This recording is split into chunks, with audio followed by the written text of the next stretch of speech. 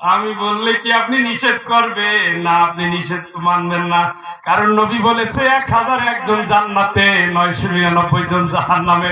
তারা তো এখানেই। সব ঠিক আছে, আপনার ওয়াজও ঠিক আছে, আল্লাহ কইছেও ঠিক, কিন্তু উনি আমার দুলা ভাই। ইনস্তাহাবুল কুফরা আলাল ঈমান।